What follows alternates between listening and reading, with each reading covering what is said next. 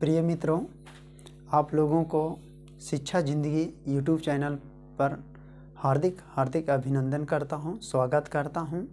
मैं इस शिक्षा ज़िंदगी यूट्यूब चैनल पर हिंदी पढ़ाऊंगा कक्षा 8 से लेकर के 12th तक। आज मैं सिर्फ क्लास 10th का हिंदी पोर्शन ग्रामर का एक टॉपिक क्रिया पर मैं पढ़ाऊंगा।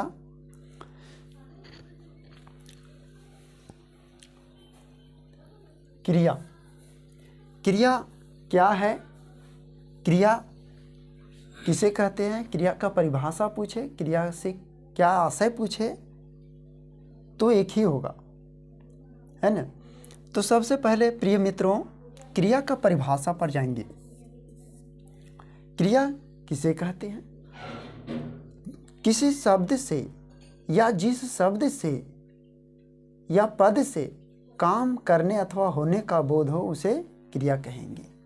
जिस पद से या शब्द से, जैसे एक पद मैं ले रहा हूँ प्रिय मित्रों, करना, ये पद भी है और शब्द भी है। इससे क्या बोध हो रहा है? काम करने का बोध हो रहा है, काम करने का बोध हो रहा है।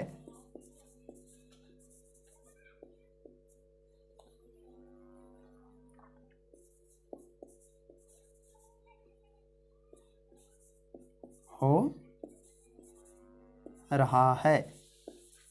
प्रिय मित्रों, मैंने डिफिनेशन में, क्रिया के डिफिनेशन में मैंने बताया था कि जिस शब्द से काम होने अथवा करने का बोध हो उसे क्रिया कहेंगे। तो करना, दौड़ना, खाना, पीना, लिखना, गाना, सोना, ये सभी पदों से क्या हो रहा है? काम करने अथवा होने का बोध हो रहा है, उसे हम क्रिया कहेंगे। थैंक यू प्रिय मित्रों।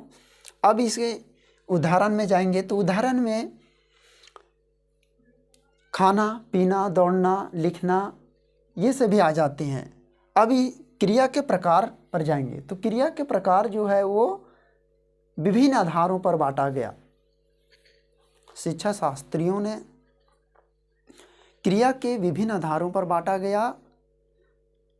रचना के आधार पर, बोली के आधार पर, अर्थ के आधार पर। परंतु मैं क्लास 10th में या जो जेएससी बोर्ड है उसमें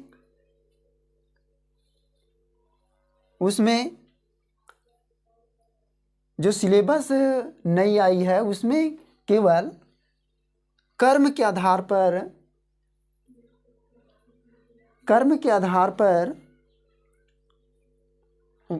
क्रिया को पढ़ना है।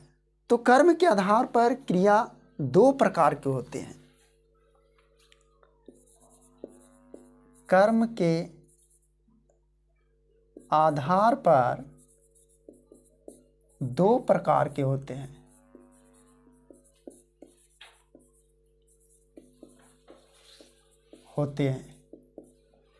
पहला मित्रों साकर्मक क्रिया और दूसरा आकर्मक क्रिया। तो साकर्मक क्रिया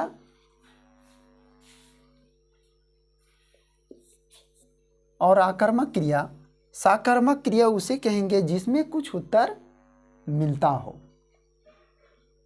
जैसे मैंने कुछ काम किया या जिस वाक्य से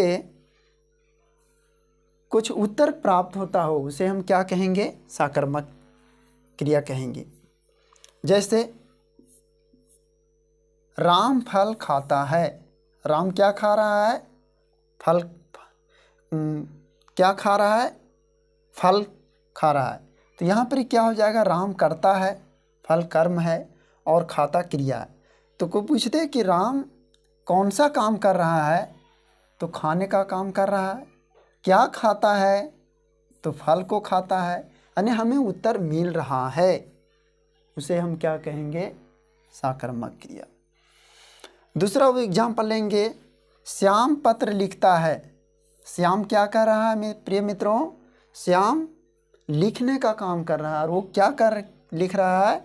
वो पत्र को लिख रहा है। वो क्या लिख रहा है प्रिय मित्रों, पत्र को लिख रहा है। तो इसमें श्याम कर्ता हो जाएगा, पत्र कर्म हो जाएगा और लिखना क्या हो जाएगा, क्रिया हो जाएगा।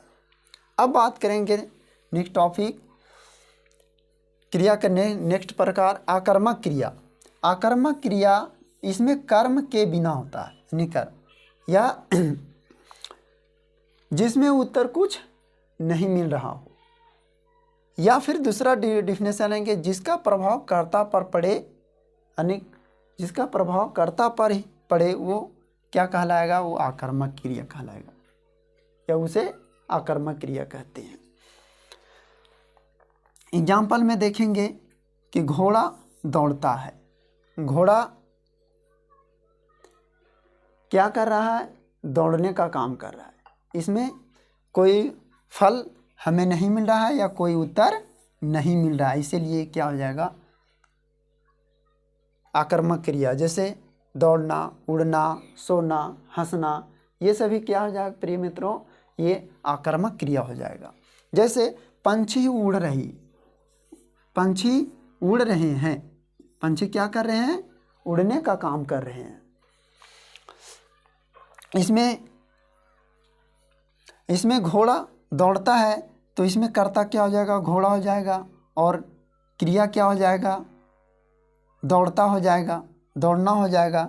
तो यहाँ पर मैंने कहा था कि जिसका प्रभाव कर्ता पर पड़े, यानी कर्ता कर रहा है, जो काम कर रहा है उसका फल कर्ता पर ही पड़े, तो उसे हम क्या कहेंगे, आकर्मक क्रिया। देखिए यहाँ प्रिय मित्रों, यहाँ एग्जाम्पल में कि घोड़ा दौड़ रहा है, घोड़ा कौन सा काम कर रहा है, दौड़ने का, लेकिन कौन दौड़ रहा है, तो घोड़ा दौड़ रहा है। इसका मतलब कर्ता, यानी इसका मतलब है कि जो करता है उसका क्रिया का फल किस पर पड़ रहा है, कर्ता पर ही पड़ रहा है, तो इसीलिए आकर्मक क्रिया हो जाएगा। प्रिय मित्रों, अब नेक्स्ट बात करेंगे पूर्वकालिक क्रिया और प्रेरणार्थक क्रिया। पूर्वकालिक क्रिया और प्रेरणार्थक क्रिया पर बात करेंगे। तो पूर्वकालिक क्रिया जब कर्ता एक कार्य को समाप्त करके दूसरा कार्य करने लगे तो उसे पूर्वकालिक क्रिया कहेंगे। अनेक कार्य समाप्त किया और दूसरा कार्य करने लगे तो उसे पूर्वकालिक क्रिया कहेंगे। जैसे रामू नहाकर पूजा करने लगा। रामू क्या पहले किया, नहाकर, उसके बाद कौन सा काम करने लगा, पूजा करने लगा। उसके बाद नेक्स्ट एग्जाम्पल लेंगे इसका राखी ने घर पहुंचकर फ़ोन किया। राखी पहले क्या की, घर पहुंची, उसके बाद क्या करने लगी, फ़ोन करने लगी।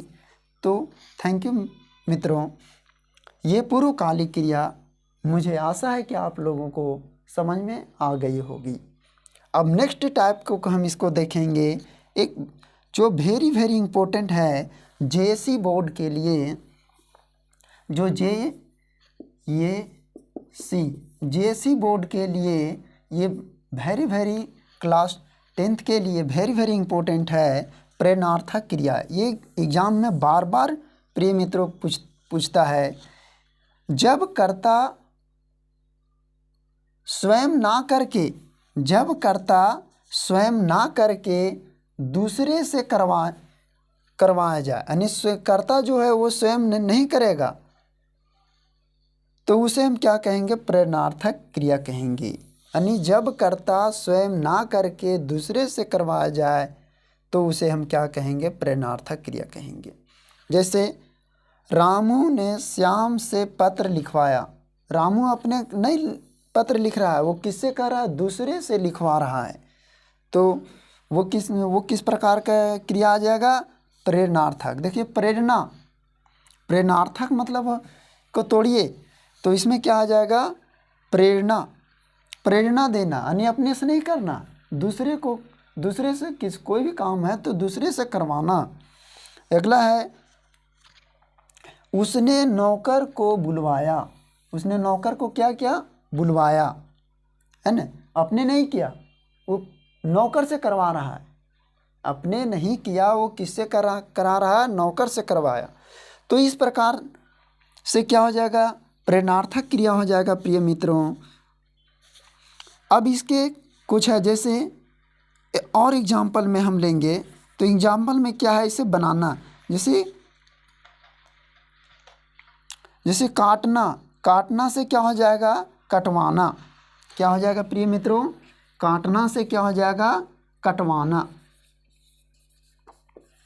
कटवाना, करना से क्या हो जाएगा, करवाना, है ना।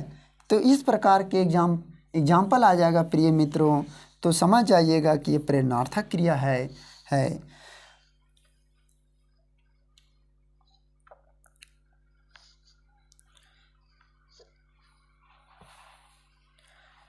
थैंक यू प्रिय मित्रों।